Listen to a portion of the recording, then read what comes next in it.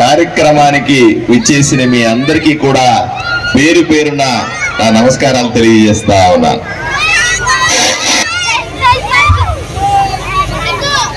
ఇప్పుడే పెద్దలు చెప్పారు, ఛత్రపతి శివాజీ గారు, మహారాజ్ ఛత్రపతి శివాజీ గారు ఏ విధంగా తన దేశం కోసం, తను నమ్మిన సిద్ధాంతం కోసం, తను ఆచరించే ధర్మం కోసం, తన ప్రజల కోసం, భవిష్యత్తు కోసం ఎలా పోట్లాడాడో ఆయన చాలా స్పష్టంగా చెప్పినారు. ఇది అప్పటికే కాదు, ఈ రోజుకు కూడా భారతదేశానికి ఎంతో అవసరమైన ఆలోచన. ఆ రోజు ఛత్రపతి శివాజీ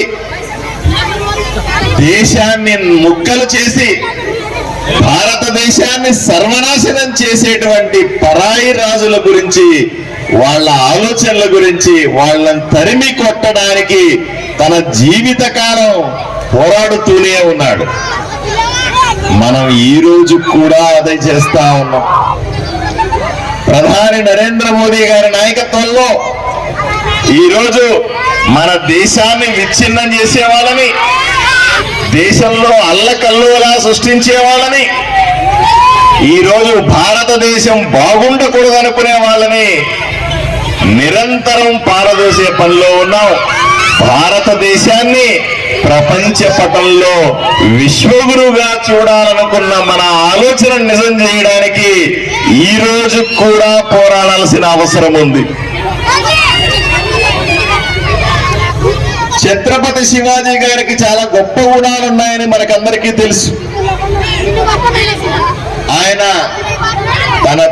తన ప్రజలని కన్న బిడ్డల్లాగా చూసుకునేవాడు. పరాయి స్త్రీని తల్లితో సమానంగా భావించేవాడు. పరమత సహనం ఉండేది. తన రాజ్యంలో ఉన్నటువంటి మిగతా మతాలని గౌరవించేవాడు. అదే సందర్భంలో తను ఆచరిస్తున్న మతాన్ని నిక్కచ్చిగా పాటించేవాడు. ప్రజలని ద్రోహం చేసే వాళ్ళ పట్ల కఠినంగా ఉండేవాడు. నిరంతరం తన దేశం గురించి ఆలోచన చేసేవాడు. 24 గంటలు తన ప్రజల గురించి ఆలోచన చేసేవాడు. భారతదేశం గొప్పగా ఉండాలని ఆలోచన చేసినాడు. ఎవరైనా రాజు ఒక పోరాటం చేస్తాడు, 2 యుద్ధాలు చేస్తాడు. ఛత్రపతి శివరాజ్ మహారాజ్ జీవితకాలం యుద్ధాలు చేసిన వ్యక్తి, ఈ దేశాన్ని కాపాడుకున్న వ్యక్తి. అందుకే ఆయన ఆదర్శవంతుడు. ఆయనకి ఈ రోజు పూజలు చేస్తాం. నేను ఒకటే మీకందరికీ చెప్తాను, దేశం అంటే ఎక్కడో ఉంటుంది, దేశాన్ని కాపాడేది ఎవరో, మాకేం పట్టింది ఆదోనిలో అని ఏ రోజు అనుకోవడానికి వీల్లేదు. మన గడ్డ ఆదోని, మన ప్రాంతం ఆదోని, మనం ఉండేది ఆదోనిలో. ఆదోనిని కాపాడుకుంటే దేశాన్ని కాపాడినట్టే అని మీరందరూ భావించాల్సిందిగా మిమ్మల్ని అందరినీ విజ్ఞప్తి చేస్తా ఉన్నాను. ఆదోనిని నాశనం చేసే వాళ్ళని ఇక్కడి నుంచి తరిమి తరిమి కొట్టాల్సిన అవసరం ఉంది. ఆదోనిని కులాల వారీగా, మతాల వారీగా, ఖండ ఖండాలుగా చేసి నువ్వందరూ ఒకటి కాదు, మీరు వేరు వేరు అని నిరంతరం మన మధ్య గొడవలు పెట్టేవాడిని తరిమి తరిమి కొట్టాల్సిన అవసరం ఉందా లేదా అని మిమ్మల్ని సూటిగా ప్రశ్నిస్తా ఉన్నాను. ఒకప్పుడు రెండవ బాంబేగా ఉన్నటువంటి ఆదోనిని అత్యంత వెనుకబడిన ప్రాంతంగా చేసిన ఈ దుర్మార్గుల్ని క్షమించాలా అని మిమ్మల్ని సూటిగా ప్రశ్నిస్తా ఉన్నా. తినడానికి తిండి లేక ఈ రోజు కూడా ఎక్కడన్నా నేను పోతే నాకు పట్టా లేదు, నాకు ఇల్లు లేదు, నాకు రేషన్ కార్డు లేదు, నాకు అది లేదు ఇది లేదు, బతకడానికి కష్టమని చెప్పే ప్రజల్ని చూస్తే అప్పుడు ఛత్రపతి మహారాజ్ పోరాడింది తక్కువే. ఈ రోజు మన ఆదోనిలో మన ప్రజల కోసం చేయాల్సిన పోరాటం అంతకంటే పెద్దది అని మీకందరికీ తెలియజేస్తా ఉన్నాను. ఒకప్పుడు ఛత్రపతి శివాజీ గారు జీవితకాలం పోరాడితే ఎవరో దుర్మార్గులు శత్రువులు చిత్రహింసలు పడితే అన్నింటికీ నిలబడి ఓర్చుకొని తన గడ్డను కాపాడుకున్నాడు. ఈరోజు మనం కూడా అదే చేస్తా ఉన్నాం.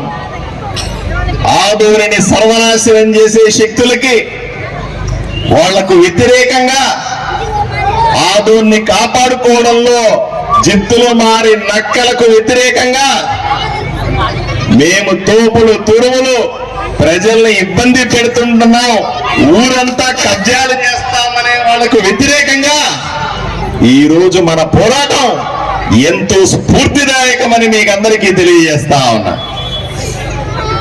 ఈ రోజే కాదు, ఏ రోజుకైనా సరే ప్రతి సంవత్సరం మనం ఛత్రపతి శివాజీ జన్మదినం రోజున తప్పనిసరిగా ఇక్కడ కలవాలి, ఆయన స్ఫూర్తి తీసుకోవాలి, స్ఫూర్తితో జేజేలు పలుకుతూ వీధి వీధిన వాడ వాడన తిరగాలి.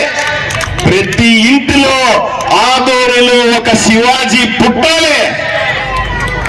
ఆదోనిని బాగు చేసుకోవడానికి, ఆదోనిని కాపాడుకోవడానికి రాబోయే తరాలకు కూడా ఛత్రపతి శివాజీ స్ఫూర్తితో పోరాట పటిమ నింపాలని అమ్మలకు అక్కలకి అయ్యలకి అందరికీ తెలియజేస్తూ మళ్ళీ ఈ రోజు ఈ ఊరేగింపును తీసుకొని ముందుకెళ్దాం. ప్రతి ఇంటి దగ్గర ఛత్రపతి శివాజీని చూపిద్దాం. భక్తితో ఆయన నింపిన స్ఫూర్తితో ఆదోనిని బాగు చేసుకుంటామని, ఆదోనిని అభివృద్ధి చేసుకుంటామని అప్పట్లో ఛత్రపతి శివాజీ గారి ఆయన కోట, ఆయన ప్రజలని ఏ విధంగా పాలించుకున్నాడో, అందరూ కలిసిమెలిసి ఏ విధంగా హిందూ ధర్మాన్ని కాపాడుకుంటూ పరమత సహనంతో ఏ విధంగా పాలించాడో దానికి స్ఫూర్తిగా ఈరోజు మనము ఆదోనిలో పెద్ద ర్యాలీ చేసి ఆయనకు నివాళులు అర్పించాల్సిందిగా మీకు తెలియజేస్తూ సెలవు తీసుకుంటాను. నమస్కారం.